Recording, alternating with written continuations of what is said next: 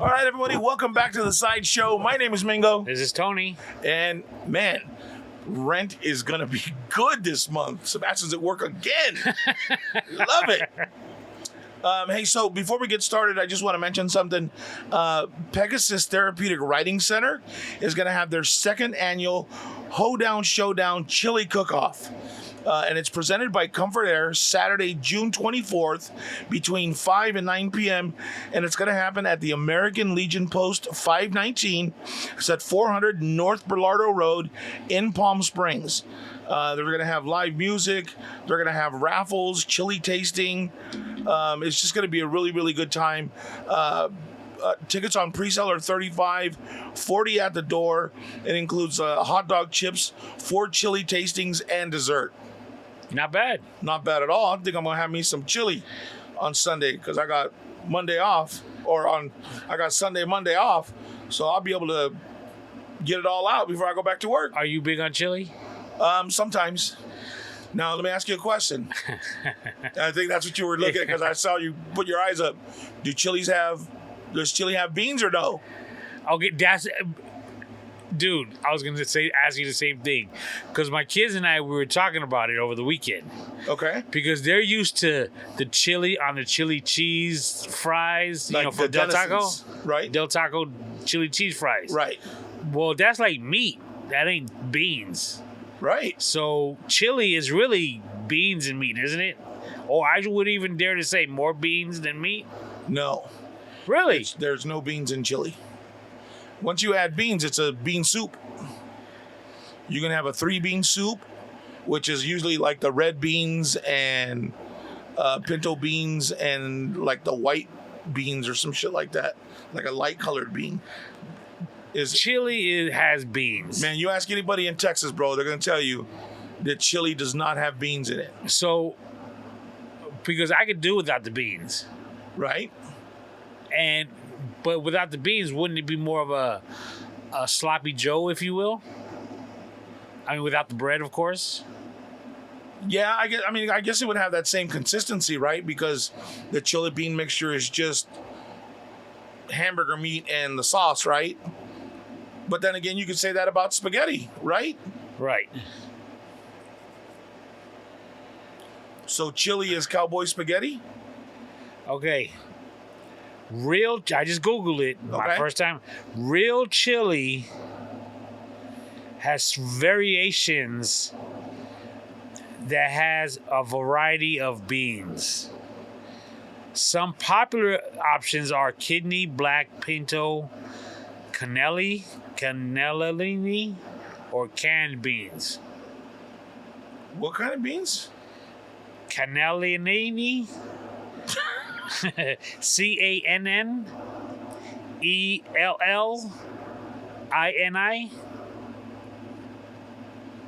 All right. So you couldn't figure that out either. Not without seeing it. Yeah, I'd say it just like you did, trying to. Cannellini.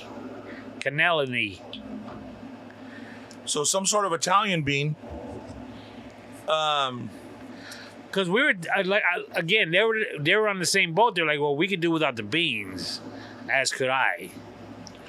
But I think like some of the I've had they have chilies that are made with actual squares of meat, like stew size meat. Okay. Chunks instead of hamburger meat. Isn't that a stew? But that's where all the questions come from, right? Because you could make it with hamburger meat and add beans, and you'd be like, okay. Because even Denison's, you can have chili con carne or chili con carne and beans, or you get chili beans. Okay, so chili con carne is chili with meat. But okay, so what is the chili? That's the sauce. So you're considering chili just the sauce and whatever it is you add to it. I'm not. I'm just telling you what it says. I'm neither here nor there. As long as it tastes good, I'm good. Do you like your chili super hot? Okay, first of all, I don't eat chili. You don't eat chili? No. I don't like it. Yeah. Have you ever had it? Probably not. We gonna have some on Saturday. We going? I would dare to try it. Yes. I hope they have cornbread. Have you ever? You like chili and cornbread? I like cornbread. So my sister makes it where like the chili's on the bottom, and then she'll pour the cornbread mixture on top, and then take it out of the oven. We rub butter and put cheese on top, and tear it up like that, bro. She had beans. Well, yeah, the one that she uses has beans. You know what's funny though is like I like the Denisons. It's okay. But that taste after a while, like, yeah, you can only do so much of it. It's not like actual like chili, homemade chili. There's nothing like homemade chili. But you get the one in the can, and it's that same old taste from like you were a kid and mom wasn't fucking looking to cook all that much, so she made you hot dogs with, chili beans. But my brother makes a chili, and he puts beans in his. It's good, dude. It's really good. I like it like that. And with cornbread, forget it, bro. You like 3 bowls. Shit's good. Good thing I live alone. Well, with the kids, but they're never here, so it's all gravy. So again, that's going down this Saturday, again at the American Legion Post, 519 400 North Berlardo Road. It's for a good cause. Go check them out. Go support them. Have a good time and have some great food. That American Legion is where Luis belongs to. Oh, okay. So I wonder if he'll go too. Okay. Sebastian used to work at one. I don't know if it's. I don't think it's that one. He used to work at the one right there next to or behind what used to be Aaron Brothers. Aaron Brothers. You know where I used to work at that Burger King? Yeah. So right across from Target, right? Right. So Aaron Brothers was like on the opposite end of that. Was that an American Legion? Yeah, I think that's an American Legion back there. It's not the same as. Or is it the VFW? Back in the 50s and the 60s, right? When it was like a gentleman's club, not a strip club, but they go and hang out, right? Like Richie Cunningham's dad, right? Happy Days. Yeah. What was that called? Oh, God damn it! Because I thought that's what that spot was. The Grand Poobahs. Yeah. But like they would kick it, they get out of the house and just beer's cheap there. Drinks are cheap. Well, I thought that's where Seabass worked. At the VFW. Yeah, I think is what it is. So they're 2 different spots.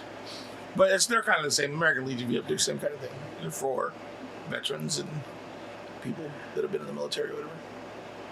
Which is kind of cool that they get their own little spot. But man, it's cheap. You hang out with some really cool people, some older gentlemen that can tell some stories from their wartime and stuff. It's really kind of cool to sit and hang out with them and see that stuff. Did you see that story this morning about the submarine, the little yellow submarine trying to find the Titanic? I saw it this evening, and I'm gonna be honest with you, bro. I'm not gonna say anybody deserves it, but what? Dog. How can you say that, Tony? I said I'm not gonna say that. However, if you want to get close to having that said to you, they were talking about. Well, first of all, say what's going on. So I guess these people jumped into a submarine to go see what's left of the Titanic. A tour guide. So they're going underwater in the frozen tundra, right? Because it's deep in Alaska, right? So super cold water, way down under the sea, and they got lost. Now, did you hear how much it cost to do this? No. I heard it's $250,000 a person. $250,000 a person. And there's in this particular trip, I don't know if this is the max it'll hold, or if just this particular trip, there are 5 people, the operator and 4 guests. So those 4 guests paid $250K each. That's $1 million right there. Wow. And when I say, I'm not saying that they deserved it, but they were talking about the Navy doesn't even have technology to be able to do that. Yeah, I don't, because it's down where like the pressure is so much that the submarines can't contain it, right? That's why they don't go down there that far. Am I correct with that? That I don't know, but I would just think Navy got better things to do themselves. Here's the part that got my attention, or that I thought, come on. So I heard it this morning, and they have approximately 40 hours worth of air left. And then, throughout the day, you get updates on your phone, and you want to check to make, hey, what's going on? Are they making progress? Have they found them yet? Like, here's the thing. They had GPS to where it was at. They knew the coordinates. Oh, really? So at what point do you, oh, shit, we took a wrong turn in Albuquerque, right? Like, what's going on? And I'm sure that it's got to have some sort of, hey, we're over here on it. There's got to be navigation or some sort of, but like you said, if they're going that far down,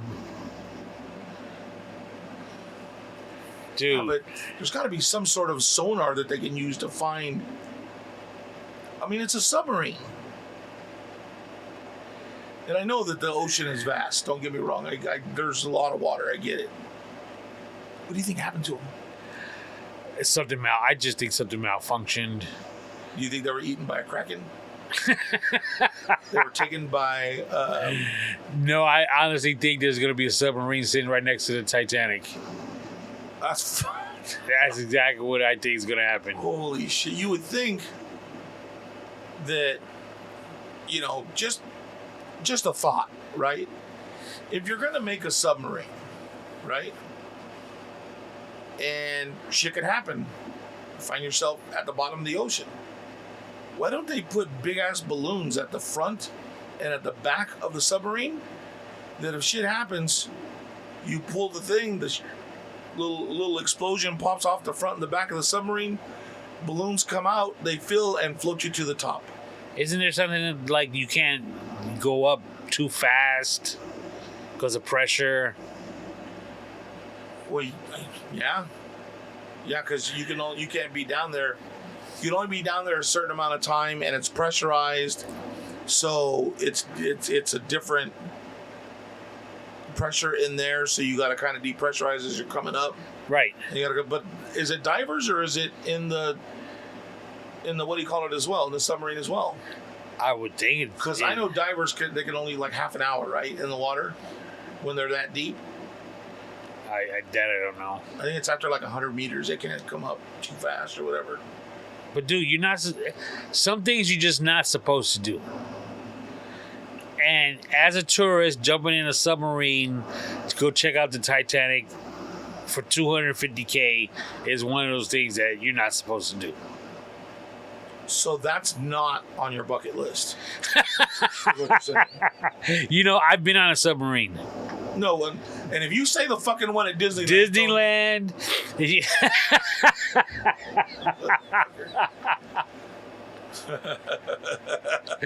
That's about as far as I want to go. I don't think the one we went on was... No, we went on a battleship. I don't think it was a submarine. When we lived up north in Hayward, in Alameda, at the dock there, they would always have different ships come in, and you can go and you can take a tour of the ship. Inside the ship? Yeah. Wow. And there was parts of the ship where I'd have to go ahead and go check it out. Because it was just too narrow for old dad to get through. I was like, no. Yeah, I would think like stairwells. Yeah. You got to watch your head all the time. Everything's narrow. I don't know how motherfuckers don't get turned around in that bitch. Bumping your heads everywhere. The same. Yeah. It's all like a drab blue gray color. Those guys they gotta fight fucking depression. Like there's got to be some sort of, there's a lot of riddling going on around submarines. You know what I mean? How can you live in a tube for that long or on a boat? Like these guys go out for 6 months at a time, a year at a time, and don't make port anywhere. They don't dock anywhere. They're stuck on the fucking boat. I had a buddy who did that. My electrician buddy Felix. Okay. Before he became an electrician, his last real job was go fishing on a boat. Go out there for a month, a couple of months, sleep on the boat. Do you remember Sean Murphy?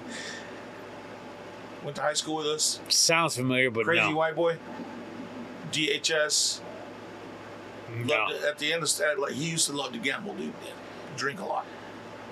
And if I remember correctly, I spoke to him one time after graduation. He had just come back from Alaska, and he would go. That was his job. Yeah. He'd go and he'd be on these boats for 2 months, and make enough money to last him the whole year. Well, but then he started going to Vegas, and it lasted him a month and a half, 2 months once he got back. But there would be times where he'd score big in Vegas, and he'd live the lavish life for a year and then go back and do it again. I couldn't do that. Fuck that, bro. Yeah, that's crazy. I don't want to, like my brother was asking me this weekend, hey, I think for my birthday, we're going to go deep sea fishing. Do you want to go? Fuck no. I said, can you see land from where you go? Nope. I'm good, bro. Because you're going to be out there fishing, so you'll be throwing bloody fish in the water, right? Yeah. Nope. I'm cool, no. Calling fucking Jaws to you in this little ass boat.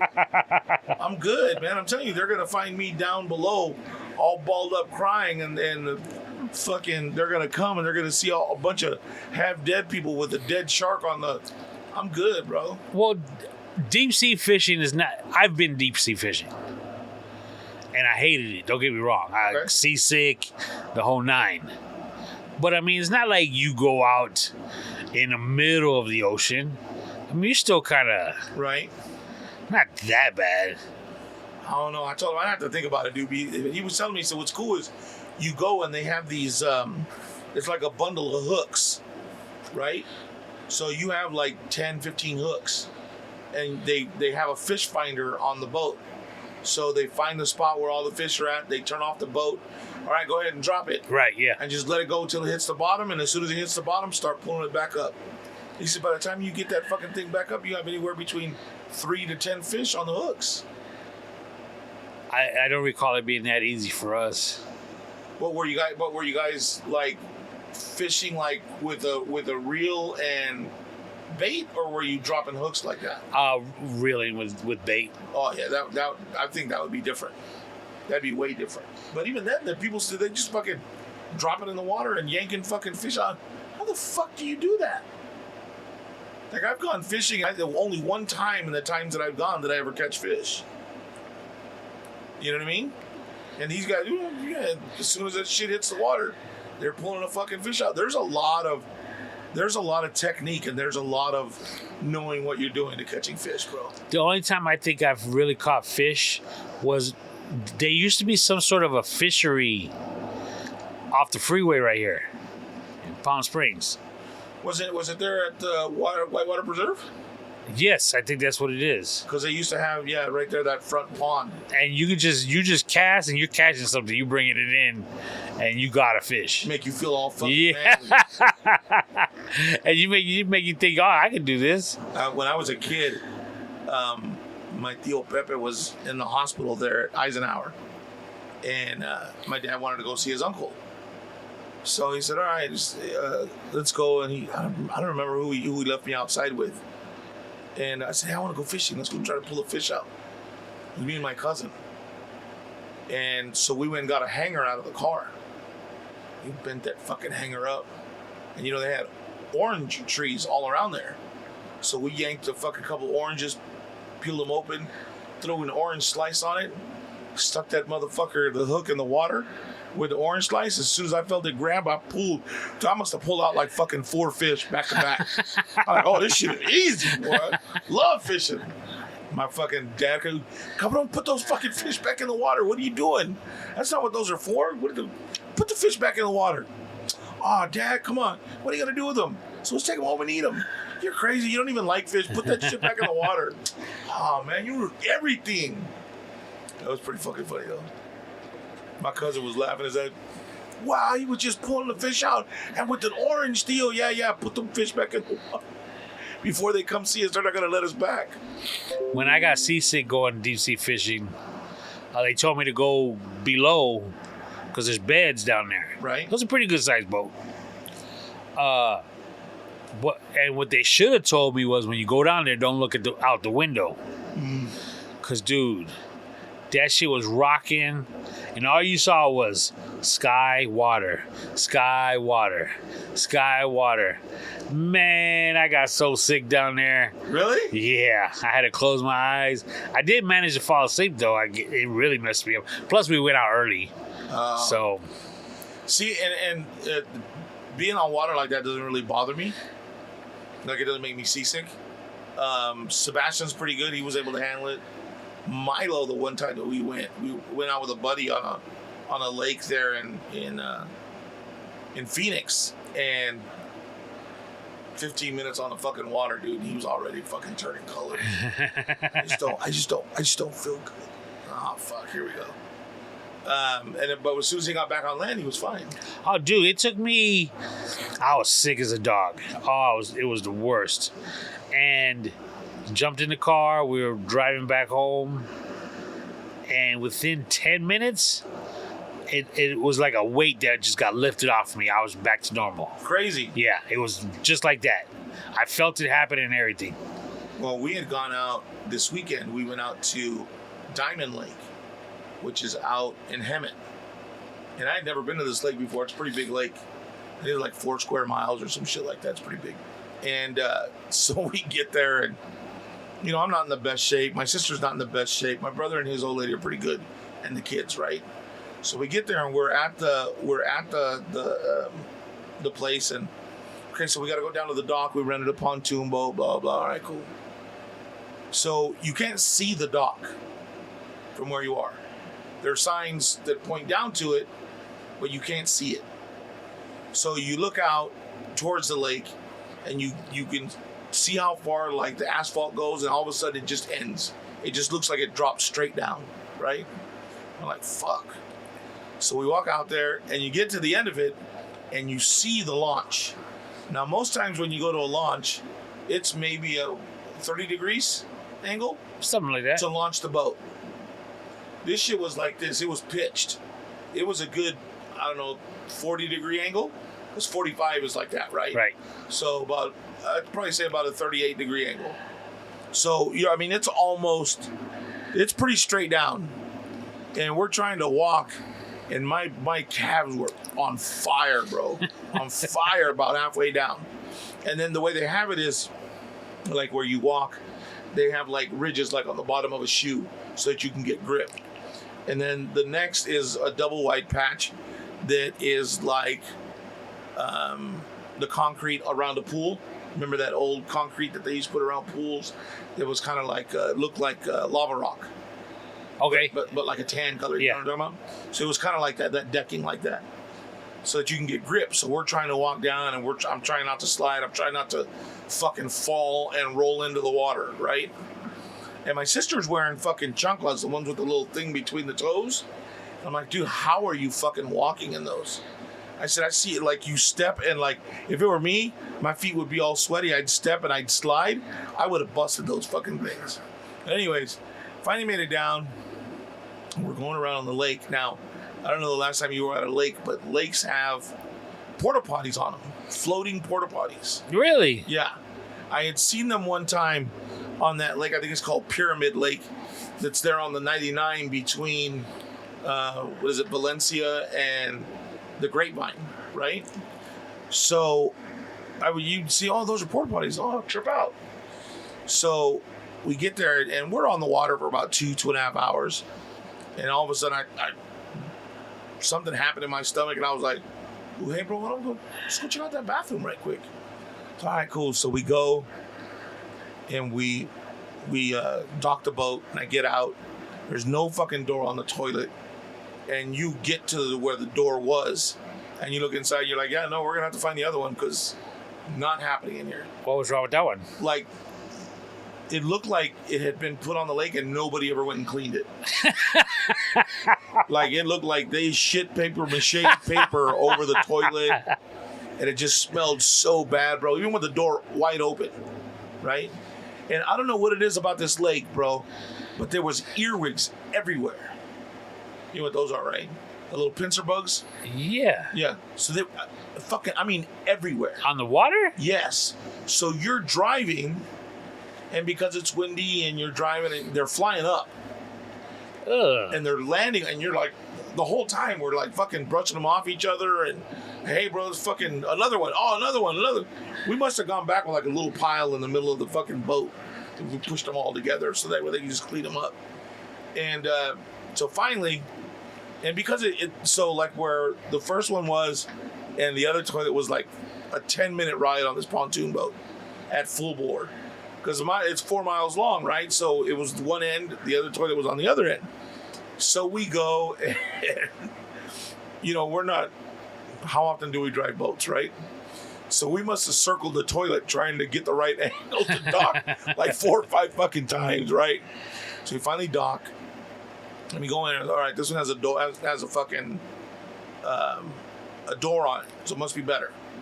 So open the door, and this waft of pneumonia hit me in the face, bro. Like, because the little tab that holds that goes over the hole in the urinal was kind of broken and flat back, so you could smell whatever was inside the tank. And it was hot, and I walked in like, oh, I don't know, dude. Oh. And my stomach said, yes, you do. You can do it. And so I was like, fuck it, all right, I'm gonna try. There was no toilet paper. I thought, fuck, I'm about to use my socks. I don't have a fucking muscle shirt on today. This is bullshit. So I look, and there's nothing but fucking spiders in that back corner next to the toilet. And I'm like, yeah, not gonna happen, bro. Like, I couldn't even, like, I'm gonna piss from here. Like, let's go ahead and at least do that from me. Bro, I couldn't even finish pissing, dude. The smell was so bad, Tony. You were on the boat trying to piss into the... No. Like, I was in the bathroom, but I couldn't get close. Like, it smelled so bad I could just get past the door. Like, it was fucking, oh my God, bro. So I said, fuck it. I walked out. I said, hey, bud, you know about how much longer you have on the boat? He said, yeah, we got like 2.5 hours. Fuck it, dude, I'm gonna wait, because that shit is not happening. And he says, well, we can drive back to the dock. I said, yeah, and then I gotta walk up the hill, go take a shit, come back and walk back down. No, I'm good, bro. This is a one-time up and down hill situation. I'm good. So that we waited until, the time on the boat was over. Went and dropped it off. Went up, went to the bathroom, and we left. But I came home that day, took a shower, and I was still okay. And I went to bed. And I got up in the middle of the night to go pee. And I put my feet on the floor, dude. And my calves burned so fucking bad. I was like, all right, so do I just pee here and clean it up in the morning? I don't know if I can make it to this bathroom, because my legs they did not want to bend. They didn't want to move. Just from walking down the ramp? But that's how little I do. Like, I go to work. There's not a lot of movement. I mean, it's like 2 feet from there to the printer and back to where I'm at. There's not a lot of movement there. And I'm just like, fuck, dude, I got to start doing something, because I'm going to fucking die if I don't start, like, just that little bit of walking. Now I can't walk today. What's going to happen when I go to fucking Houston in 2 weeks? I got to start moving. So wow, that was a wake up call this weekend after doing that. My legs were in so much pain, bro. So much pain. So was that your Father's Day outing? Yeah, my kids weren't there. My sister-in-law paid for it for us to go, because it was my sister's birthday, and then Father's Day. So she included me in that that she got for her husband and for my sister. So we just all went out. That's cool. And hung out. Yeah. So it was kind of it was a nice outing. It was a really nice day out there. Really awesome. Did girls go swimming from the boat? No, you couldn't get in the water there. But they didn't find out until they got there. So you guys were just on a boat rolling around? For 5 hours. We were fishing. We'd stop different places and...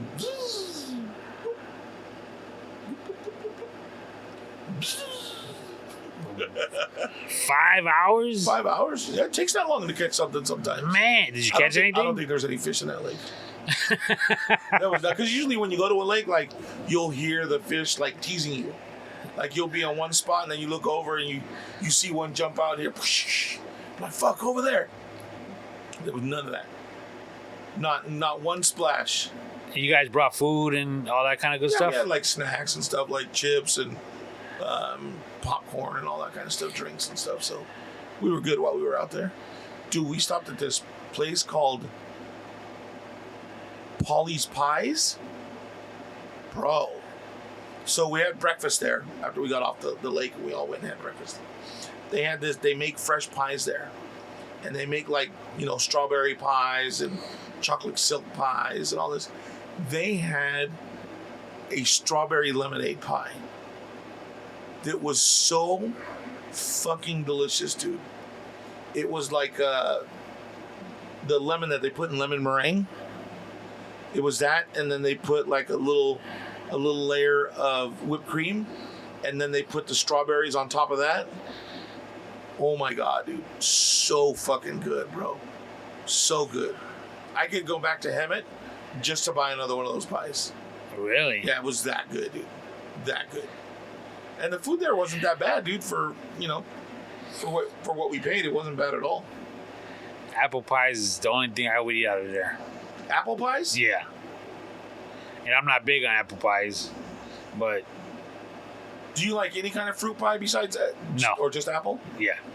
You're not even peach cobbler? No. Really? Yeah, I don't like it.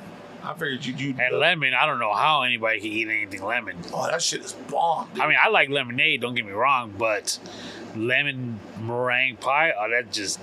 Ugh, that sounds disgusting. I got used to eating it with my dad because my dad would buy that pie.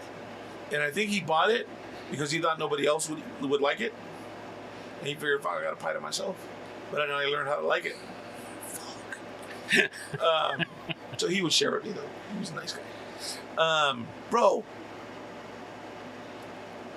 you lived out here since you were 6, right? More or less? Something like Pretty much, yeah, something like that. How many midgets would you say you run into here? I'm sorry, little people. People of short stature. Not many, but I have seen some. I had one come in today, and it was funny. The poor guy, he was looking at me over the counter, and I was like, you could barely see like the tops of his eyes. And he's trying to look up. Hey, go ahead, back up a little bit. And he tried talking about, oh, you need to scoot forward. I can't hear you. Okay. But anyways, it reminded me. I had heard about, and I don't know how I skipped it, how I didn't fucking know about it. It's an older movie, okay? And it's a cool concept of a movie. It's called Tiptoes. And it's got, all right. What's his name? Matthew McConaughey? Got Matthew McConaughey, the chick from the vampire movies, Kate Beckinsale. And she was young in this movie, bro. Young in this movie. And it's got Gary Oldman. You know who that is?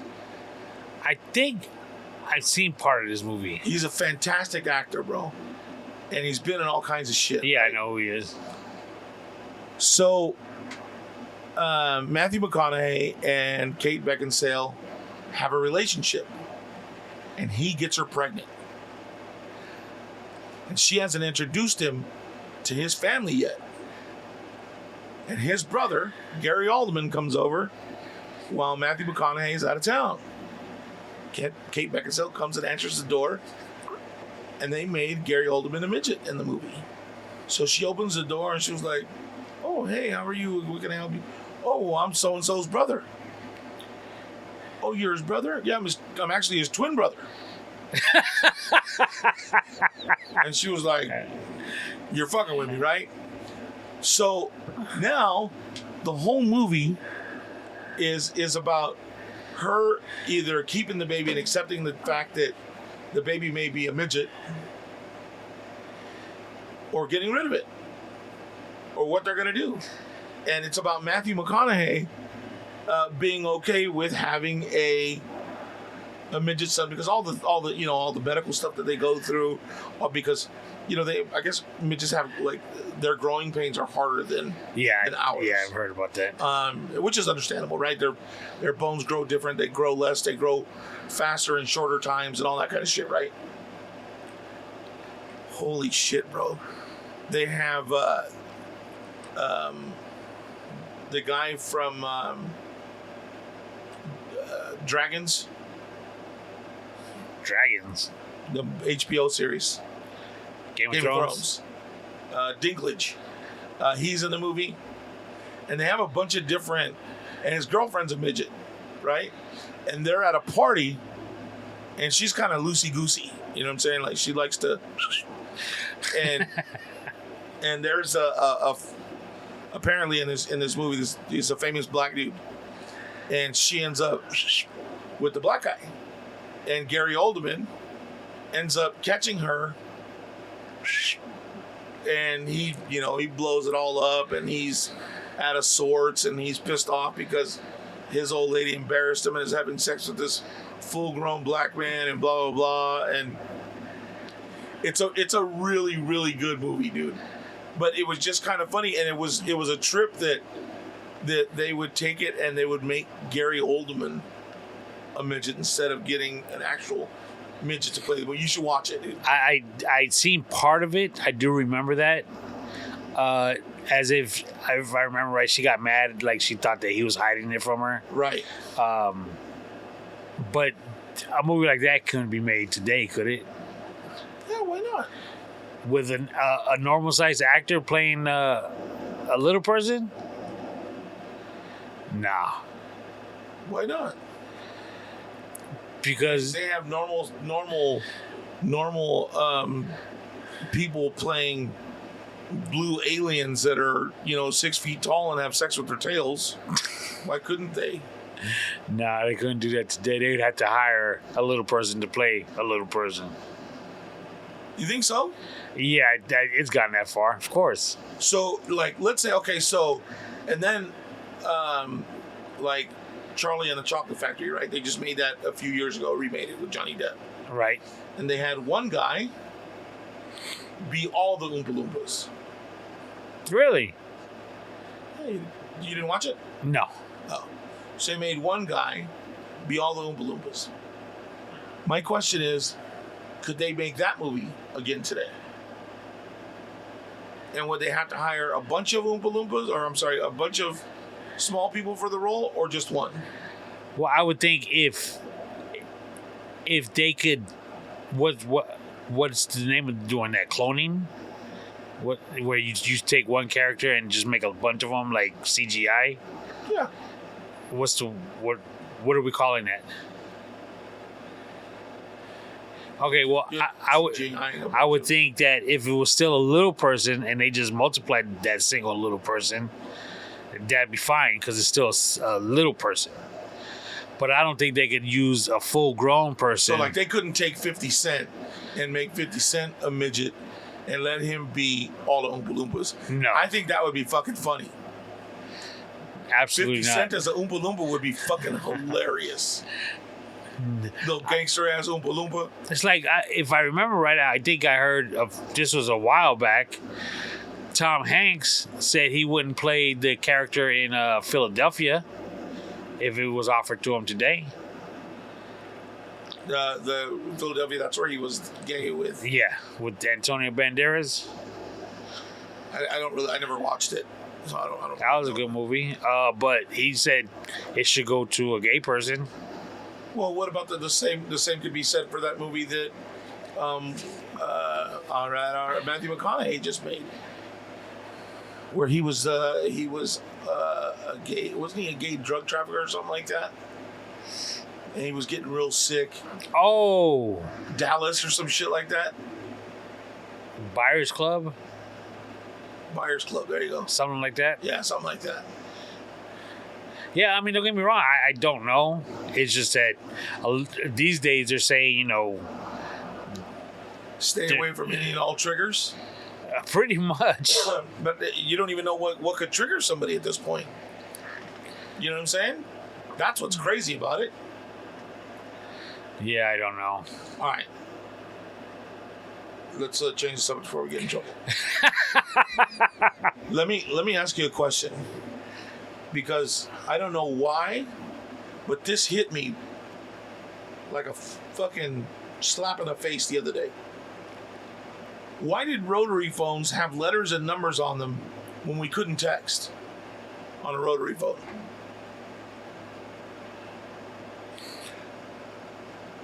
Huh. Wasn't it because even before when you'd have to call somebody and actually ask an operator for that person, their number was like letters? There were letters in that phone number. Yeah. Wow, I didn't know you'd know that. Oh, that was just a stab in the dark, but Yeah. that's... Because I was sitting there and I'm like, wait a minute. But even like, so that was back when they first started, like 1958 or some shit, right? Like when they first started using telephones. And so what they did is, like, they had certain banks of phones, and like phone centers basically where they would answer calls, and the operators would send them, and they had the boards that you're talking about, right? Yeah, now that would be something interesting to find out what those actual boards were that they have to plug in, unplug here, plug it in over there. Yeah, and how did those fucking poor ladies keep all that shit straight? Holy shit. So it said, up until about the 1950s, phone numbers were alphanumeric, eventually setting on 2 letters and a 5-number system that usually identified the region of the phone number and also aimed it to make it more memorable.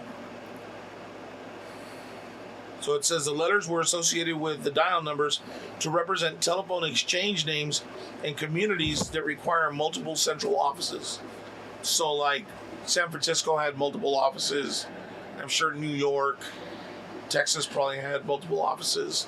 LA probably had multiple offices because they were bigger cities, right?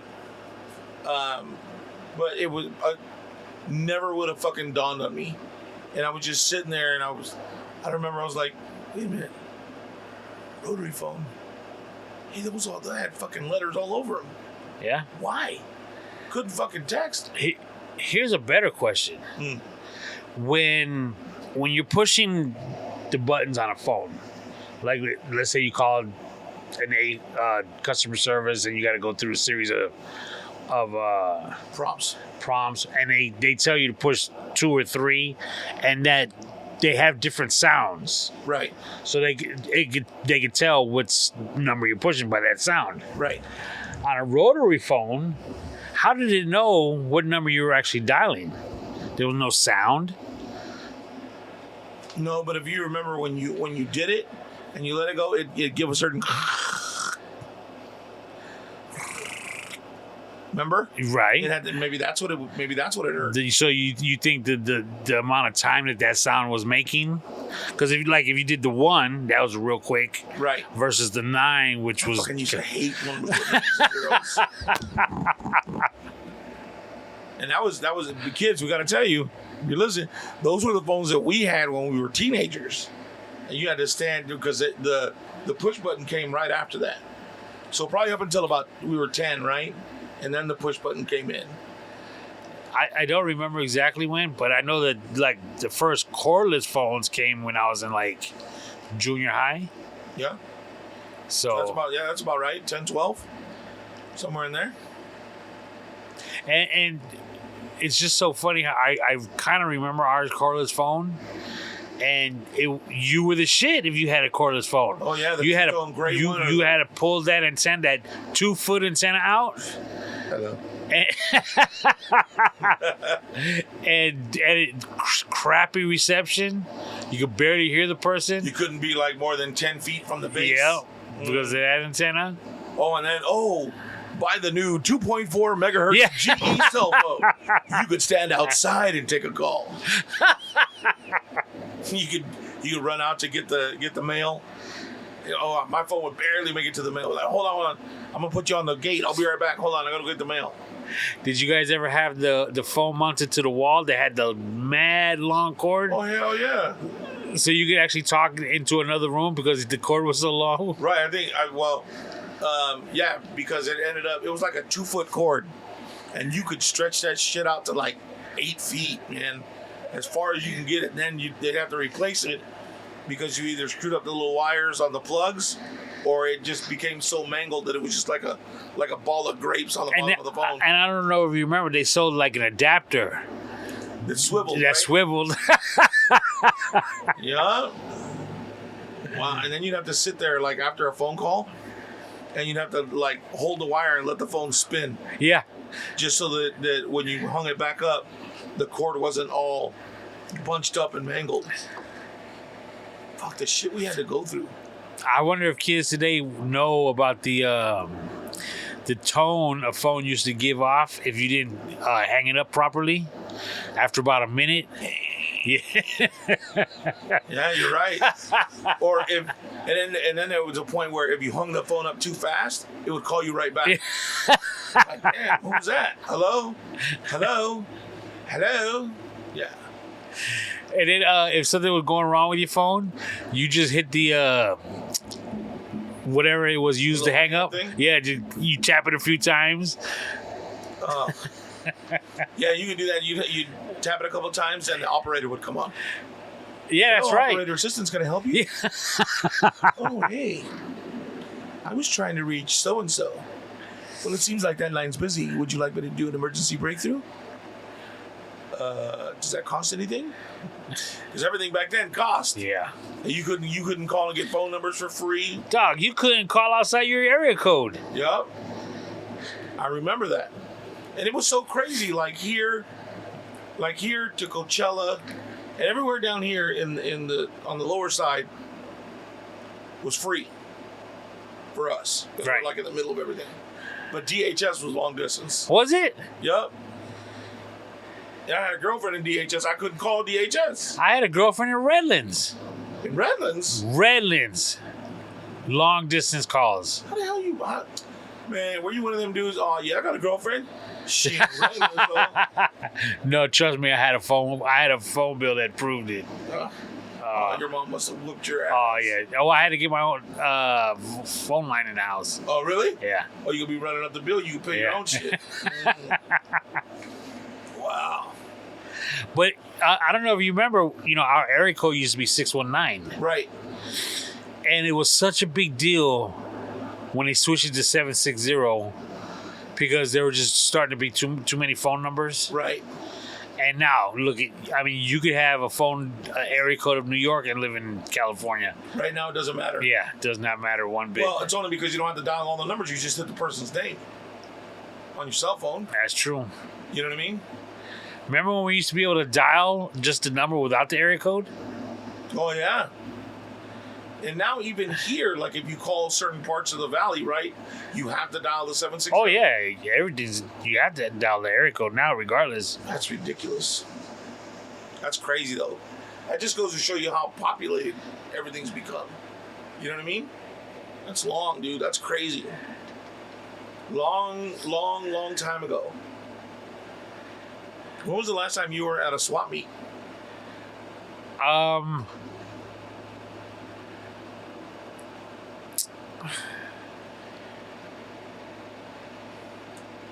Trying to remember the last time you bought kung fu shoes. Well,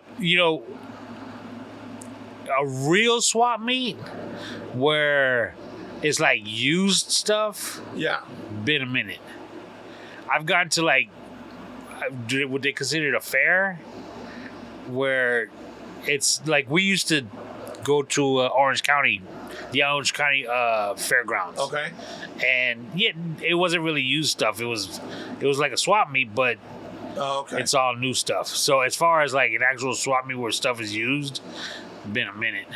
We used to go to the one there in San Jose. They say that San Jose has the largest swap meet in California. It's like 5 miles long. I think I've actually been to it. Which is, dude, they have some of the best fruit and shit there. And then they have like these little restaurants in the middle of good food. But they had a lot of vendors there. I mean, they had people that would buy your gold there. They would have, used stuff. They would have new stuff. They would have all kinds of crap. But everything was set up like in areas. You know what I mean? So like all the used stuff was in the back corner for the most part. But it was a good day. Like you would go and you were going to be at the swap meet for a couple hours. If I remember right, they even had a map. Yeah. Yeah. You're right. Because every time my parents would come up there during the summer to help watch the kids, they would want to go. Have you ever been to the Indio swap meet? Years ago, yeah, but years ago. I haven't been. I just don't know what. I don't even know if they still have it. Yeah, they still do. Really? Yeah, they used to like every Tuesdays and Thursdays. Yeah, something like that. But I've never gone. I don't think I've ever gone to that one. It's at the fairgrounds, isn't it? Yeah. Huh, maybe we'll have to go one time when they have it. Yeah. Just to go check it out. Those days are over for me. But yeah, you were right. Them karate shoes, them karate kicks, get them at the swap meet. Hell yeah. Oh, man, so stylish. And you wasn't nothing until you could rock the white ones. Yeah. And keep them clean for one day. That was the key. If you can keep them clean for a day, you were free to go. I would get my karate kicks from there, and then the black wristbands, the skinny black round ones. The ones that girls would wear, like the power bracelets. Power? That's what we used to call them. That's what cholas called them, power bracelets. Yeah, okay, the chola. Yeah, what do you mean girls? I used to rock them. Why are you looking at me like that? What do you mean you used to rock them? I used to wear them. Really? Yeah. As far as I knew, those were always just chola bracelets. I never knew Jews wore them. Nah, dudes wore them. We didn't do the funky stuff like that, put them all over our fingers and have them come down attached to the wrist and stuff. That was Mexican henna, bro. Like fucking rubber band origami and shit. These girls they could come up with some crazy. Oh yeah. Hands. And like my sister would sit there, like we'd go to the swap meet, she'd put like the pack, and she'd come home and she's fucking blah blah, and I'm like, God damn, dude, like. I mean, this was before fucking Iron Man, but she's like, God damn, we put a flashlight in the middle of nowhere. Like, power, you know what I mean? It was crazy, bro. Those were the days, though, dude. Fucking khakis, a tube top, and power bracelets. Yeah, outlining their lips and the big eyebrows, bro. No? Never got your attention, cholas? No. Didn't care for that at all? No. The tube tops maybe, but other than that, no. How you married a chola, bro? She wasn't. She didn't have a nickname or anything like that. Come on. Her friends did. Come on. The La Sleepy One. Dreamer. La Sad Girl. La Creeper. Wow. Those were the days, bro. Those were the days. Going to the drive-ins. You know, now that you mention it, where the Palm Springs drive-in was, they've been trying to get a swap meet started there on the weekends. Really? They put signs up every weekend, but nobody's ever there. I swear to God, it looks like there's like 2 homeless people that are chilling over there. But it says, vendors, food, and free, and there's I never see anybody there. But every weekend they have the signs up. Really? It's a trip. Did you ever go to the drive-ins? Oh yeah, we used to go all the time. All the time. Did you ever go in the trunk? No. I've had people go in my trunk, but no. I was never one to go in the trunk. Yeah. Couldn't do it. Yeah, I couldn't either. I went in the back seat. We'd go when I was young. I think that's where I saw Rambo, and I want to say that I saw Hello Clarice and the Lamb Stopped Crying. Is that about the same time? I couldn't tell you. I don't know. I want to say that that's what it was that I saw there. But that used to be the spot. Oh yeah, bro. And then the food spot in the middle. Oh yeah, and then it was you could go in from either side. Yep. They had 2 video games on each side. Nachos. Not the hot dogs. Dude, good times. Popcorn was a bomb there though. But we'd always get sunflower seeds before we go. So I'm sitting there. I remember I fell asleep with a fucking cheek full of fucking sunflower seeds. Woke up choking because sister was all pissed off because they were making their move, and I woke up all pretty goddamn funny. That's what they get. Keep it in your pants, people. Keep it in your pants. But is a trip how I think there's still drive-ins around, like maybe Riverside, if I remember right. Is it Riverside or San Bernardino? I know there's one in that area. I don't know, but it was always just a trip to me when if you drove by it at night when they were playing a movie. I mean, you could see it from the road clear as day. Well, that's but you couldn't hear it. But now you can. Because most of them do it on a FM transmitter. Oh, that's right. Yeah, it just feeds the what do you call it? But fuck, if you know what you're doing, you could get that feed in your house. Like if you live, so like where that theater's at there on the corner across from that 7-Eleven right there, right? The one you're right. So like if they put up a big theater right there, those houses off the tracks in the back right there, you could sit in your yard or take chairs out to the desert right there, watch the movie. Put a little stereo out and hear it too. Be good. Sitting on top of my house watching a movie. That'd have been cool. That would have been cool. I don't know about going sitting in the desert though. What? Man, you got snakes, you got bugs. Man, didn't you ever go to one of them keg parties out in the desert? They throw all the DJ equipment in the back of the truck with a couple of generators, kegs, and everything. No, I can't say that I have. We did one time. I think I was about 14 years old, 15 years old. And I went with my cousins. And my cousin, may he rest in peace, drove his mom's Camaro. That same one I was telling you about, right? Last time? That I hit a curb with it? Yeah. So he took that. And so he had to beg his mom to borrow the car. Then he had just gotten his driver's license, so, he was still kind of new to it. So then he had to beg my parents, hey, just let me take him. It'll be cool. We'll be safe. All the cousins will be there, blah, blah, blah. So over here off of Washington, right? Right before it turns to go across the desert to come out on Varner deal. Okay? So there's a little inlet where you turn right and it'll take you across the desert on a little 2-lane road. It'll take you to Varner. It comes out right before Acrisure. Now, okay. So the party was there. So we go and everybody parked along the desert, along the road right there, right? So we, and then you had to jump the fence because that was right when they started doing the protecting the animals or whatever, right? So they had driven a fucking 4x out into the desert and it had all the music and all the shit was right on the back of the truck. Then they had 2 trucks on either side that had the alcohol. Damn. So my cousin was like, stay with me. And if cops come or you see me start running, just fucking follow me. We'll get to the car and we're gonna get the fuck out of here. But you gotta stay with me because I can't go home without you. Your dad will fucking kill me. All right, cool, I got you. So we're sitting there and we're drinking. And they keep trying to, they're smoking weed. Hey, you want no? I do that, dude. I won't be able to fucking follow you. I'm good. I'm gonna get paranoid and stand right here.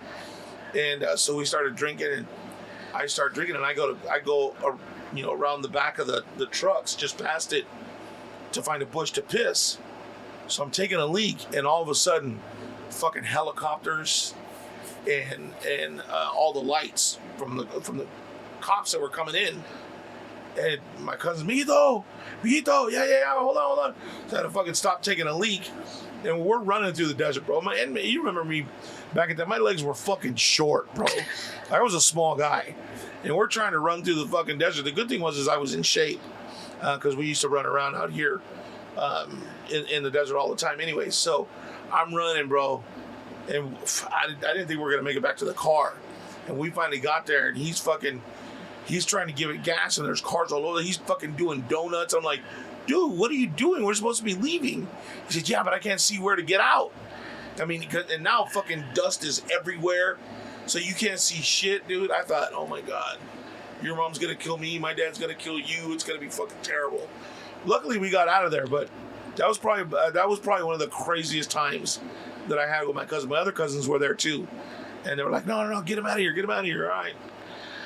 We used to party in the weirdest places in high school. Yeah. The Palm Springs Unified School District's parking lot, which was the parking lot to the Palm Springs High football field. Right. Which was on Baristo. Now it's not anymore. But just right there in the parking lot. Not giving a shit. Just right. The lights were on. And we'd be partying. That's crazy. And half the time it get broken up by the police. The other half, they just leave us alone. And they just pour your shit out, right? Like, yeah, they made us pour. Yeah, I was there because it used to be hard to like for us to get alcohol. Right. And if you got some, you was lucky. I remember I was able to score 2 40s, maybe even 3, because I might have been drinking one. And I kept the other 2 in somebody's car, but they had a hatchback. So they were like right there. You looking through the glass of the hatchback, you can see them. And I remember the cops came to break us up, and one happened to see it. They're like, "Whose car is this?" And they were like, "It's mine. Come over here. I need you to dump these out." And so the person had to lift up their trunk, grab both the beers, just dump them out in the grass. And it was like my heart was so broken. Because I was like, you want to say, man, can I have like, yeah. a little for me, a little for the homies? It's like, we used to party at the Circles. Andreas Hills, the Circles, which there's houses there now. Another place was, crazy enough, the Oasis water park parking lot, all the way in the back. Yeah. Did you ever go up to what's that? Is it Lost Hills? What's that shit called up in DHS? Where there's that. It's the trash, the Edom Hill. No. Where but we used to go out there too, at the old water slide place right there. Water slide place. You don't remember there used to be a water slide place right there? They were trying to make it. It never took off. No. Yeah, the remnants of it are still there, dude. You know what's funny you say that. My stepfather, who's passed already, he owns land in Thousand Palms, and he just stored a lot of junk on there. But he had bought, for whatever reason, parts of water slides, gigantic sections of water slides, as if he could sell them or something. And I think they might still be on that land. I wonder if he was involved in it. I don't think he was involved in it. I would have heard that, but he had pieces of water slides. Yeah, I don't remember what it was going to be called, but there was one that was going to be on Edom Hill. I've never heard about that. Was it Clover Park? Hold on. Water slide on Edom Hill.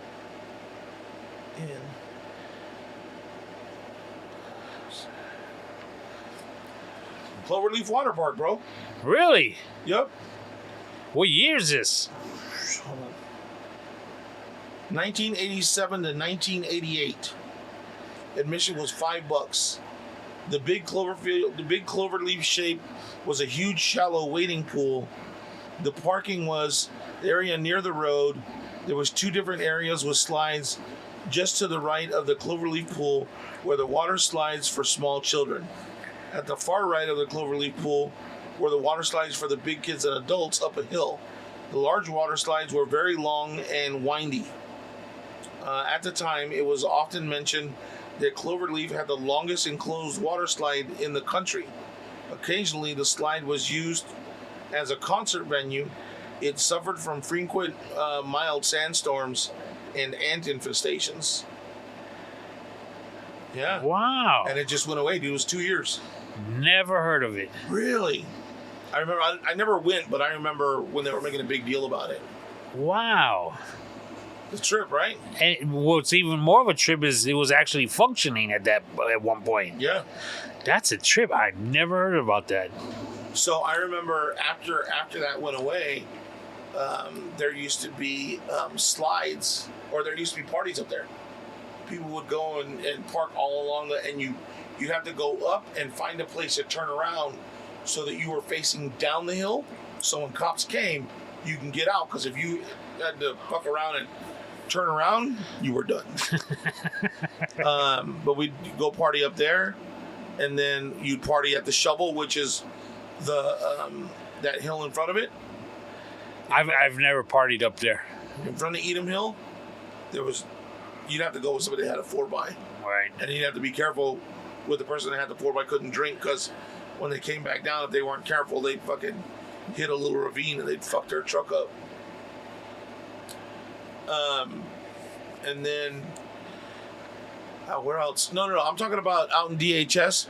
They had a pool, and everybody would go out there, and people would start bonfires and shit, and people would go out there and skate and drink and skate. Yeah, I didn't skate, but I'd watch. Like skateboard? Yeah, because they would ride the pool. They would go out there and clean it out, and people would ride the pool. Matter of fact, they've cleaned out that pool, and people still go. And you'd have to go down, and it's like this little windy place between the hills that you go in and go behind. It's kind of hills have ice kind of thing. Yeah, not for me. It's cool though. It's all the crazy white boys with it, dude. So how was your Father's Day? Good, bro. We just kind of relaxed. Everybody just kind of we just went to the lake that day, and then Sunday, Sebastian woke me up, said, "Happy Father's Day. What do you want for breakfast? I got you." So he ordered breakfast, and we had breakfast together. Milo had to go. He had breakfast with his girlfriend and her father. That was about it. You need a hug? You all right? Nah, bro. I told you that's how it was gonna go down. Although he did wake up early that day and tell me, "Hey, happy Father's Day. Today I'm going out with, what do you call it? Maybe we can go to breakfast tomorrow," which would have been Monday. And he never said anything else about it. But, just to get we're making progress. I got a happy Father's Day. There you go. So we're making glass progress. is half full, not half empty. That's right. There you go. I'm trying to look at the positives of it. So it's a good place to start. Nice. And yours? Wasn't bad. My kids fortunately came down. My son flew in on Friday morning. My daughter came down Friday night, or evening, I should say, or afternoon. And then Sunday, had breakfast at my mom's. Stopped by my brother's house, actually. Stopped by Luis's house first. Oh, nice. Wish him happy Father's Day. And he turned 50 on Sunday. Oh, wow. That's right. We dropped off a little gift for him. And I hadn't seen my godson, his son, Luis. His birthday was last week as well. I got a little busy with work. He turned 21.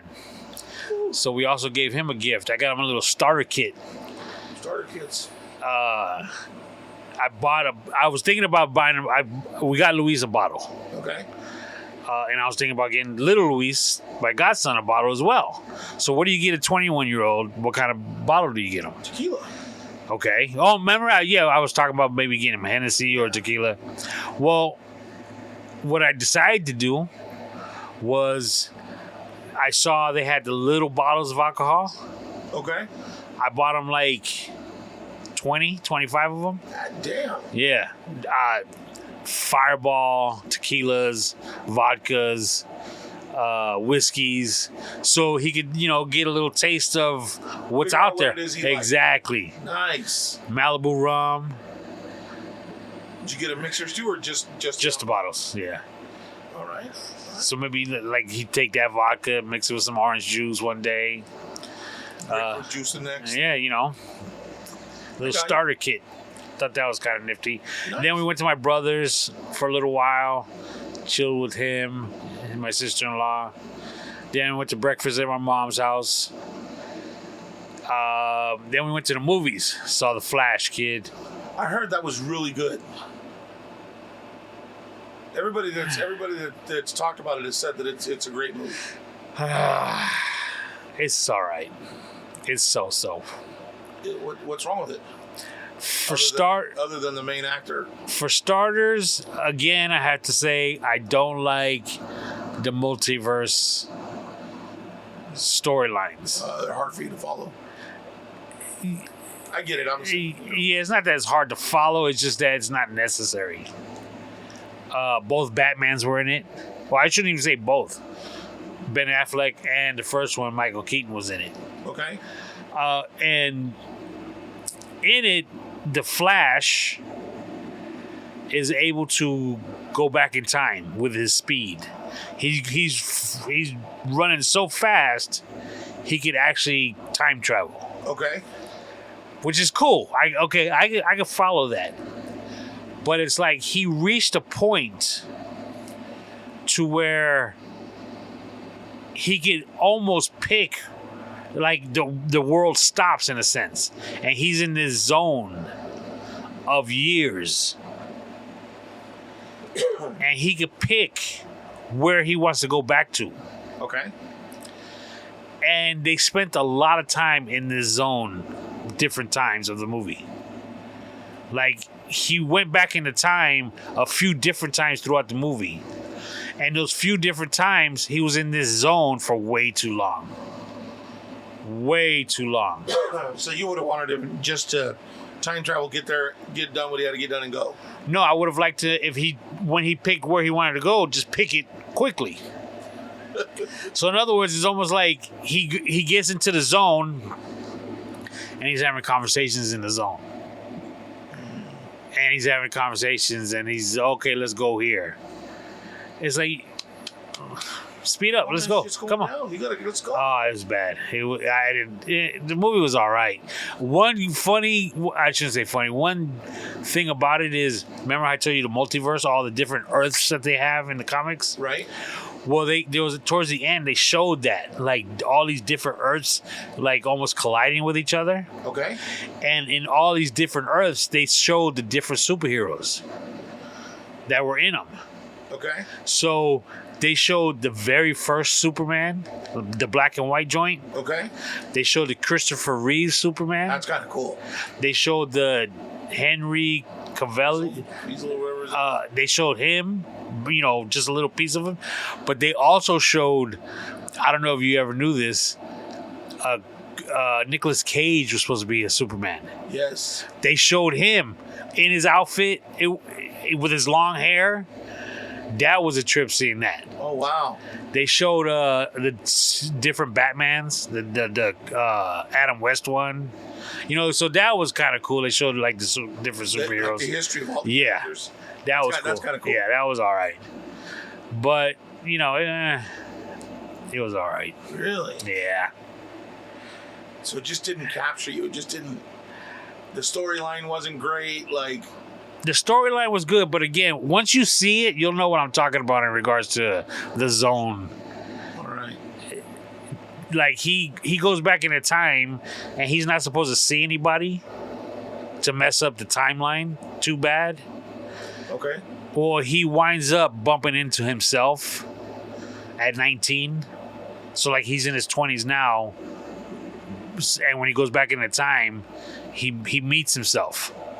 So now they work together to solve an issue.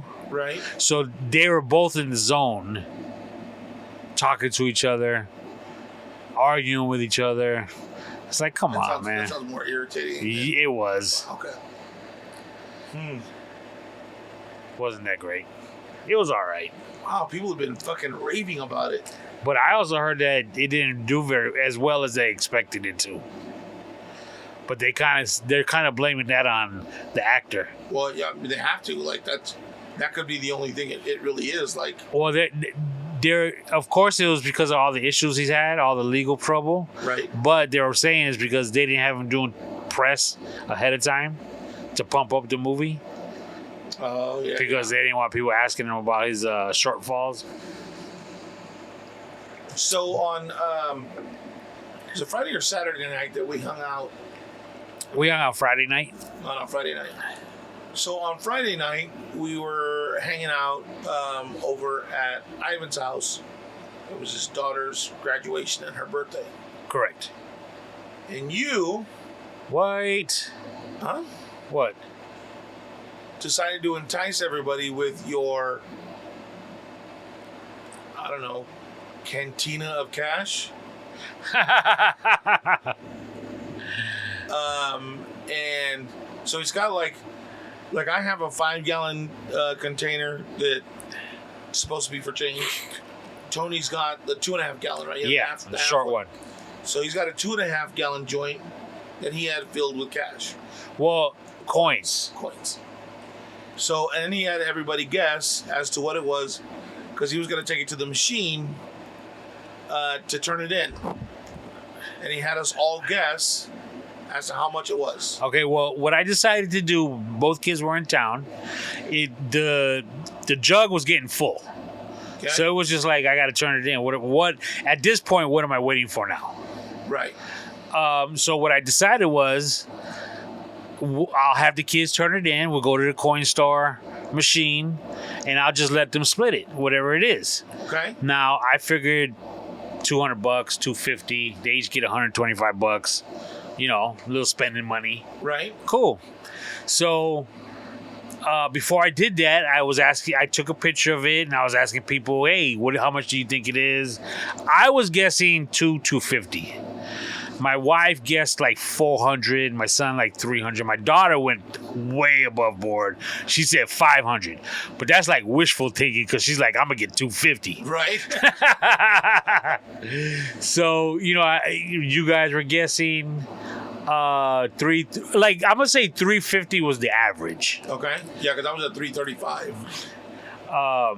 The funniest shit, I think, what Manuel say 280? Yeah. And then Mojo came in and said 281, like if we're doing prices right. But so Saturday we decided to do it. Now I went to go get it, and it's on my closet floor underneath.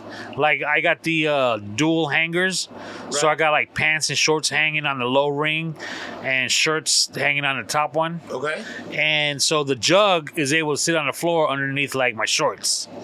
So I'm always just able to bend down a little bit and always throw a change in there. So bro, I went to grab it. It's heavy. I didn't really realize how heavy it was. So I had to actually get my dolly to go and get it. Okay. brought it to my bathroom and put it on the scale. 100 pounds. Okay? Okay. So I have buckets in my garage. So I went and got 3 short buckets, and I, emptied the jug into the 3 buckets. So we go to Coinstar. We start. I have a one of those stainless steel ice scoops. So Okay. they were scooping it and throwing it in the Coinstar. I had stuff like, I had some screws in there, some washers, some pesos, some Canadian coins. All that gets rejected. I also had like a Shakey's coin, Chuck E. Cheese. So you were trying to trick us, is what you're saying? Whatever was in my pocket, I would throw in there over the years. I know, right? I even had like a coin from Field of Dreams. Like when you used to go to Field of Dreams, they give you a couple of coins when you pay to get in. You could use at the bar. They're worth like $1. Okay. So, anyways, we get through the first half of the first bucket. We're already up to $200. No way. Dog. Seeing that, my old lady's like, I think this is gonna be over $500. She's like, I think it's gonna be like $800. And I was like, no way. It's not gonna be no $800. So we're scooping. They're still going. Dude, we're there for probably a good half an hour, 40 minutes maybe. We tap out at one point. The machine says you've reached your limit. Can't go any further. So we have to get cash out right then and there, get the paper, and then we start again. Bro,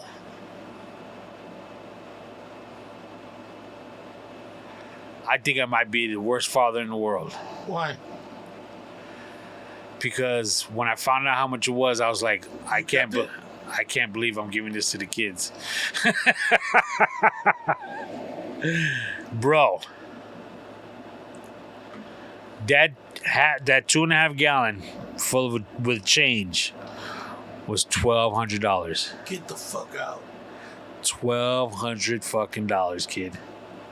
Wow, and that's even with filler. Holy shit. So when you go back and you look at it, was it more quarters than it was anything? No, it was pennies, like over 4,000 something pennies. Those are a lot of quarters, don't get me wrong, but no, it was a lot of pennies. But for $1,200, kid, and I did the math. Coinstar takes about 13%. So, bro, they got like 150, 35 bucks. Something like that. So after all was said and done, it was actually like $11.90 and change, and we wound up getting $10.20. Wow, bro. And I was like, dude, the entire time I'm thinking to myself, $1,200. wow. I could have put it to this bill. I could have put it to that bill. I could have bought this. I could have bought that. And I was like, damn. Them new DJ lights. You want? I was like, damn. And your kids took the money. Were like, okay, cool, thanks, Dad. Oh, hell yes. They were really appreciative. We just walked across and they dumped it and they deposited in their accounts. How much change was still left in the bucket? All right, that was it. Oh, you got it all? Yeah, I got it all. Oh, I thought you said it quit on you for. Well, no, I guess it maxed out at about $1,000. Oh, okay. So it maxed out. I shouldn't say maxed out. It just says you reached your limit. So we just had to start over. No big deal. Holy shit, dude. That's a lot of fucking money. Dude, I could not believe it. How many years did it take you to fill out that? That was like 15 years. Oh, shit. Yeah. And it's funny now because I still have the jug. I'm going to start over. And I put some change in it either yesterday or today. And the sound is so different. Now it's like, dong. It's all hollowy Yeah. and echoey. And your kids are like, oh, Dad just had to do our safety. Now they want to get piggy banks again because they used to have them when they were little. Oh, that's funny. It's a great way to save. Like, I stopped for a while putting in mine. And I'll tell you the only reason why. And I'm such a douchebag, and I'll admit it. So, like, I'd put ones, I'd put fives, I'd put 20s, I'd put whatever I had in my pocket. Like, I'd pull out a certain amount of money to carry in my pocket for the week or for 2 weeks. When I come home, I'd take whatever change I had and I'd put it in the bucket. At the end of the week, I would take whatever I had left over and I would, in cash, and I'd put it in the bucket. And then the next day I'd go out and I'd withdraw my money for the next 2 weeks. Right? Well, Milo, hey, Dad, you got any quarters? I might. What do you got? Oh, no, I just need a couple quarters. Well, then he was starting to take quarters when I was at home. Right. So he's taking money out my savings without, you know what I mean? I'm like, hey, whoa, wait a minute. That's my vacation fund, son. You're killing me. So yeah, I stopped adding to it. I got to find a different way to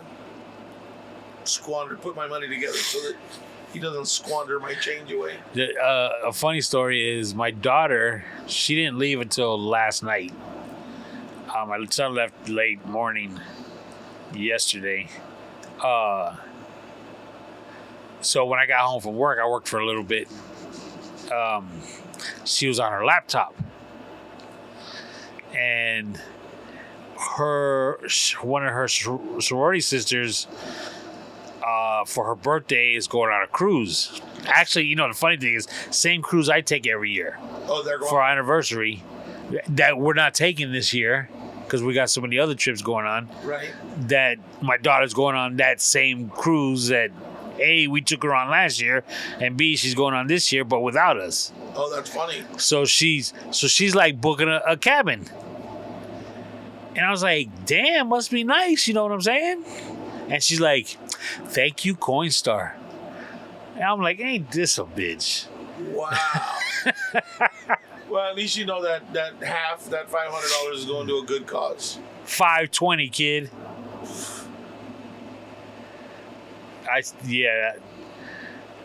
That's a lot of money. I have to admit, I was really surprised. Yeah, that's. Had you. So next time, not going to make the same offer?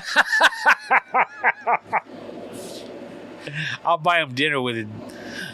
At McDonald's, right? Fuck. Man, your kids are lucky. Aren't they, though? That's cool. It's good that you have it like that, though, to help mom. That's what's up. All right. So the new Fast and the Furious came out streaming. Have you seen it yet? I'm not. No. All right, I probably won't. This is probably it wasn't a great movie by any stretch. They're not gonna win the fucking Academy Awards. Aren't they all like that? But this one was probably better than the last 3 or 4 that they've made. And I like Jason Mamoa as a bad guy. He played it. He played a very eccentric character, and he may have overplayed it, but I think it was okay the way he did it. He overplayed it so well, I think he'd make a good fucking Joker. Damn. I think he would. I think he'd be good at it. So if they ever needed, like, if they moved to like the darker comic where the Joker's a little, V-shaped and he's a little yoked out, that's who they should go with. He's got that. When he plays that crazy, like that eccentric character, whatever it is, I think it would be good for the Joker. Is this his first Fast and Furious movie? Or was it? Yeah, it is his first. Was The Rock in it? No. But apparently him and Vin Diesel made up. Yeah, that's why I asked. I thought he was in this. I thought maybe he did like a cameo. Well, I think that this is at the end. Okay. The very, very end. I think that this is. I don't think they've made as much money this time. And they didn't use the character from Reacher, the series that was on HBO. You know who the guy is? The big dude. Yeah. Uh-huh. They didn't use him enough in the movie. Oh, he was in it too? Yeah. I think that guy's a good fucking actor, dude. And for being his size, like, it's Cena, right? That's who's in the movies. John Cena. That's the wrestler. Yeah, he played The Rock's brother, right? So he was. He's not Reacher. No.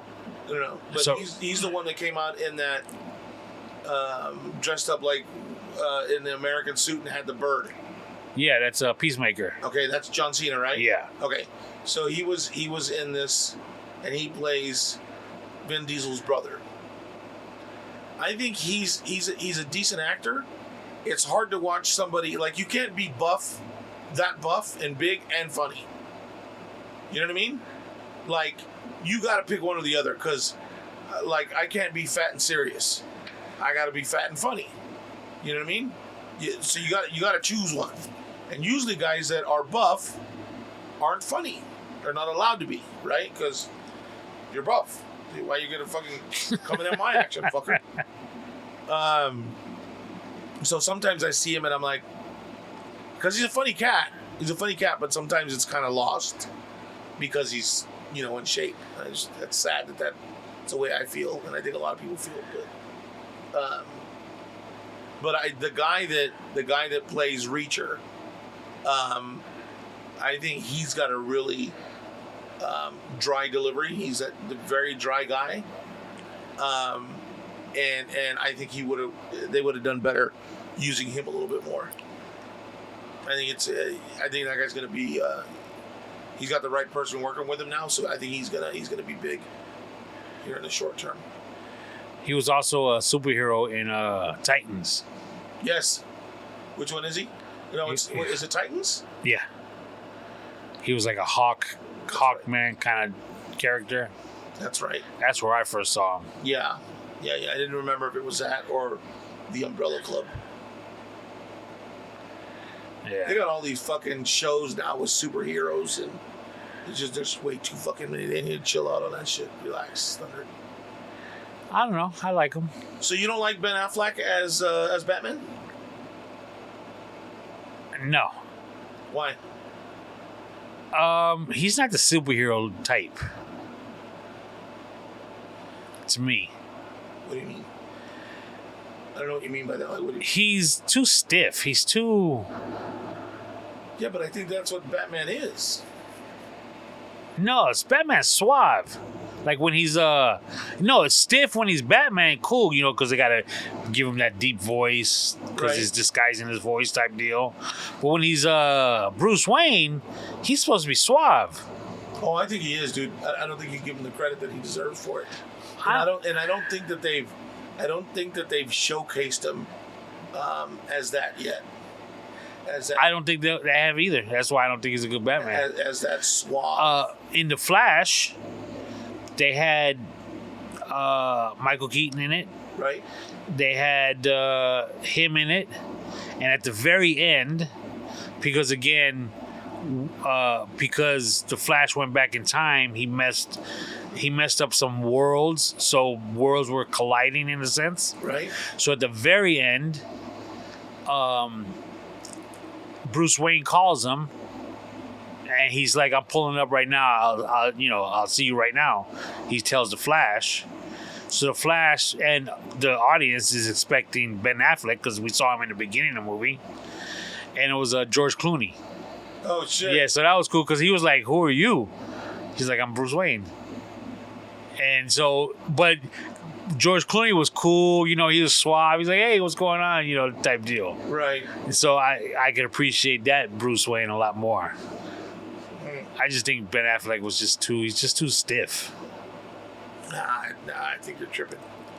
I just don't think you like him. I think because he's married to your fucking Boricua queen that you're all fucking all bent backwards about it and shit. Oh, no, she's not my type. Who? Jennifer Lopez. What do you mean she not? She's Boricua. What do you mean she not? Yeah, that's true. I don't know. No, I don't. Yeah, she's all right, I guess. Yeah. I went to a Puerto Rican Day festival the Sunday before last in Long Beach. Really? Went on and hung out with my people. Dude, I heard those fucking things get crazy. The parades do. Oh, okay. I've been to the parade in New York. Ooh, how was that, dude? It's nuts. It's crazy. Yeah. It's very crazy. All right. This was more of a concert in the park type deal. Right. I don't know what I was expecting, but I wasn't necessarily expecting that. Had I known that's what it was, I think obviously I would have known what I was getting into. Not that I was getting into anything bad. I don't know what I was expecting, I guess. So were they playing a bunch of fucking salsa music? Salsa music. Yeah. All right. They had a big stage, and they had just different bands performing. And then they had food vendors. Are you big on salsa? Any of the... I wouldn't say big. I mean, I could have it, like my mom listens to that. Okay. It's on my... I recently, maybe about a month or two ago, because she has a certain station on her Pandora that was cool. So I actually took that. Out of her 10 stations, I liked one of them. Okay. Pandora is actually called Salsa de New York. Nueva York, I should say. And it was a pretty good one. So it's in my rotation. All right. But it was cool. I mean, I had my Puerto Rican tank top on with a shirt underneath, of course. My Puerto Rico baseball hat, my Puerto Rico shoes and socks. Puerto Rico? Chacras and... Adidas. Oh, okay. And I've had this tank top probably a good 10 to 15 years. Was it a little tight? No. Oh. It used to be very loose. But I was really surprised, and my wife's like, "Why do you think that?" That there was like 3 or 4 of the guys that had that same tank top. Shit. And she's like, and I was surprised that somebody else had that tank top. And she's like, "Why?" I was like, "Well, because I had bought it in New York, like one of my trips out there." I was like, "Yeah, with the fucking internet, you can buy shit straight from Vietnam." That's true. Did they have a lot of Puerto Rican food? There were fucking bananas and rice. Like there was like 4 or 5 food vendors. Right. 2 of the 5 were Puerto Rican food. Okay. And I have to admit, the other 3 were barely getting any love. The 2 Puerto Rican vendors, the lines, we waited probably, my sister-in-law and cousin waited in line probably an hour. Really? Yeah. And what'd you get? I got arroz con pollo. They had, and the problem was, I think, because they had it making in such mass, right, that they can't really spice it up the right way. Right, because you're just making too much of it. Right. So there was like 3 options, and every option had rice and a small salad. So it was either chicken with rice, beef with rice, or pork with rice. So like the rice and beans were already on the plate, and whichever 1, 2, or 3 you wanted, they slapped that meat on there. Okay. But then they also had the fried foods, which was pretty good. The what? The fried food? Yeah. Which is what? Bananas. What else? Sorry, plátanos. They had something called our version of tamales called a pastelle. Okay. It's a pastelle. Oh, pastelle. It's actually wrapped in like a wax paper. Okay. And stringed, holding it together. Okay. Almost looks like a present, if you will. Yeah, like a little parcel. Yeah, but I'm not exactly sure what's in it. Like banana, something else. I don't like it. You don't like it? Yeah. Okay. I've tried it too, so. Do you like plantains? No. And I've tried it. Okay. What else? Fried cod. The fish? Yeah. Bacalao. Never tried that either. No, that's good. What's it called? Bacalao. Bacalao? Okay. My mom makes it better. It's funny because everything we were trying, we're like, yeah, mom makes it better. That's hilarious. What else? What else did they have? Growing up Puerto Rican, what was like the strangest, like if you had to think back, what's the strangest food that you think they ever brought to you?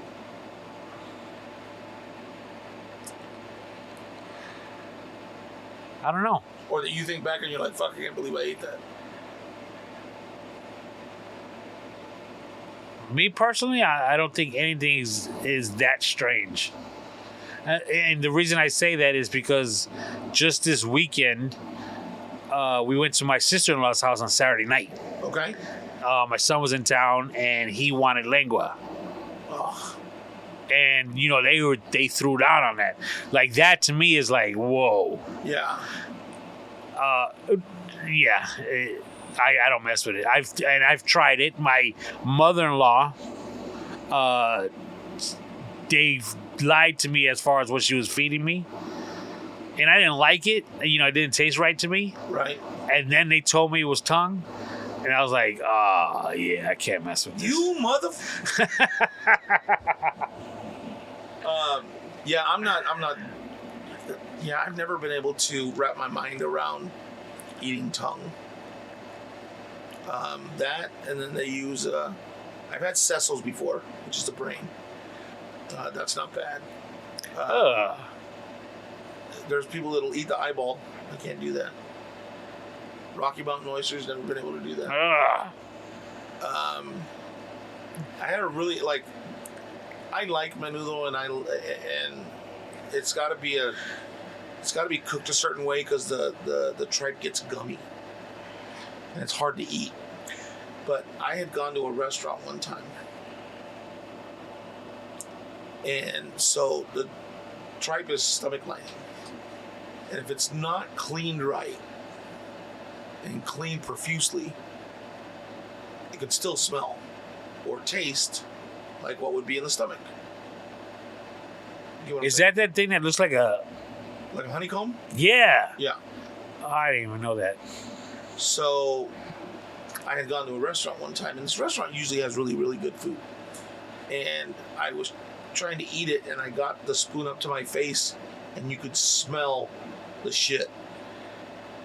And I was like, yeah, I can't. I fucking had to throw the lunch away. Because you could still smell, the tripe still smelled of shit. Because they didn't clean it right. Or they didn't cook it long enough or something. And I was like, yeah, nope, I'm not doing that. My old lady, every once in a while, she'll get it from that restaurant El Ranchito on De Palma Ramon. She'll like ask me to pick it up on a Saturday, so she'll have it like for breakfast on Sunday morning. Right. So, but I don't eat it. You don't like it? No. Have you ever tried it? I'm leaning towards no. Have you ever had pozole? Because pozole is about the same thing, except it doesn't have the tripe, which is the honeycomb stuff. So it's just... I'm also leaning towards no if I've ever tried it. that one's just a hominy and whatever meat they choose, whether it's chicken or pork, usually. Sometimes beef. Yeah, I'm leaning towards the negative on that. That's good. Hominies, that stuff, I love hominy. Like if they make, when my mom would make menudo, she would use more hominy than anything because she knew the kids didn't eat the tripe. My mom would fuck tripe up though. She loved that shit. Really? But, you know, my mom was from Oklahoma, so, or Arkansas, I mean. At the dinner, she lives right here in Thousand Palms. So what I did was I got my food from San Miguel restaurant. Oh, you're so wrong. They know I don't mess with lengua, you know. Right. But I got my favorite dish from there, which is the carne asada, bacon, and chorizo skillet. Okay. You know, they put the cheese on. Oh, dude, slamming. So I haven't had it in a while. So when I got it, I was like, oh, this is going to be good. So I brought it back. We sat down to eat. And right before I got my first bite out of it, my daughter, she was eating her lengua taco. And she was, hey, just try it for me. And for a split second, I thought about it just for her. But then I was like, you know what? I don't want you messing up my taste buds for this delicious meal I'm about to eat. So I'm going to have to pass on that one tonight. Wow. You said no to your daughter? Yeah, she got a big no. You're changing, Tony. You doing all right? Everything all right? You feeling good? And then my wife and my mother were talking about it. And my wife mentioned to my mom, hey, you know what we haven't had in a while is pickled pig's feet. Oh. And my mom was like, you know what, you're right. So she actually got some, and that's what my wife and my mother had for dinner tonight. Nuh-uh. Yeah. You like that? I used to, yeah. When I was a kid, I used to fuck pickled pig's feet up. And they used to sell it at this. So right here, on that store on Ramon Road, there's a little like a little mini mart right there. It used to be Blue. So go to the Blue store. All right. Everybody was called it. It's Fleru Market. So my mom would give me, a couple bucks out of her food stamps and money to buy her cigarettes. She'd write me a note. Hey, it's okay. Give my son a pack of cigarettes. He's gonna buy a pig's foot and something to drink. So I'd get that pig's foot and I'd go sit out on the curb, dude. And I'd sitting there just fucking mowing through it, dude. And I remember I was eating it and I got to this little piece where it had a hair follicle still in it. And it was pointy, and it was like one of those, like when you get an old brush that has one of those little plastics that's pointing in the wrong direction. Right. But it's really stiff. Like it was like that, and I was like, they didn't shave the pig all the way. Like it's still got fucking hair. So I ate all around it, as you should when there's hair in the way. So I ate all around it, but after that I couldn't eat it anymore. Was it actually like in a jar? Yeah. That you go, and what's gross, like now as an adult, you go and you see it, and there's like all like that sediment at the bottom, and it's like a pink Like formaldehyde. Like the right? water has a haze to it. Yeah. That's when you know it's good, though, bro. I ain't gonna lie. It makes me want one right now. And I haven't had pickled pig's feet since I was probably like 7. Probably like the last one I had. I used to do that shit. I'd ride my bike down to the fucking Florida Market for my mom all the time. And I used to hate it because you'd have to ride down the street, and none of these fucking houses had fences, but everybody had fucking dogs. So going downhill was no problem because you're not holding anything yet, right? I mean, go to the store and get milk. Mom, the dogs are gonna fucking eat me alive. I'm gonna be holding the milk. Cabrón, just go. Here, you can play a video game while you're there. And she give me a couple quarters. Well, fuck, all right. So go play my couple video games, get my milk. Hey, could you double bag it? Because I don't want to drop it. These dogs are gonna chase me. Fucking riding uphill, and all of a sudden, you gotta stand up. You gotta try to pedal really fast, and nobody ever came out. None of the fucking. You might see somebody at the end coming out laughing and yelling for their dogs to come back, and you just. But you know what the best feeling in the world with that is when you actually kick one and you land, and in the dark, like it startles. Yep. Oh, that's the best feeling in the world. The scary part is when you miss and your front wheel gets all shaky on you. You're like, fuck, I'm gonna go down. Oh, shit. Yeah, there was plenty of times like that, dude. Oh, my God. Fucking awful. Wow. All right. Anything else? No. Nope. You got everything good? We got everybody all shouted out? No, well, we got to do that. All right. So first and foremost, from our last episode, allow me to offer an apology to our homie Mo. Why? What happened to Mo? What'd you do? When I talked about my wedding and his date, he dropped her off at a table with Rick Henson and all my friends. Right. And I even specifically said I don't remember why he would have done that. And in our group text, after he listened to the episode, he was like, I did that because I was actually one of your groomsmen. I was in the wedding. If you remember, I was like, that's right, you were in my wedding. Wow. And he sat with all of us, the wedding party. That's why his date had to go sit with other people. So, Mo, my bad. I didn't remember you were in my wedding. I mean, you were the best groomsman I had, so I appreciate that. Now you know Manny's going to call you, right? Wow. Hey, if you would have been in my wedding, I wouldn't have forgotten. I'll be honest with you. I not that it's an excuse, but I have my reasoning. I don't remember my wedding at all. So, that's why. I mean, hey... All right. So, anyways, so before you go on and give out birthday shout outs and all that, let's remind everybody about the Pegasus Therapeutic. And just to let everybody know that that's my goddaughter, Erica.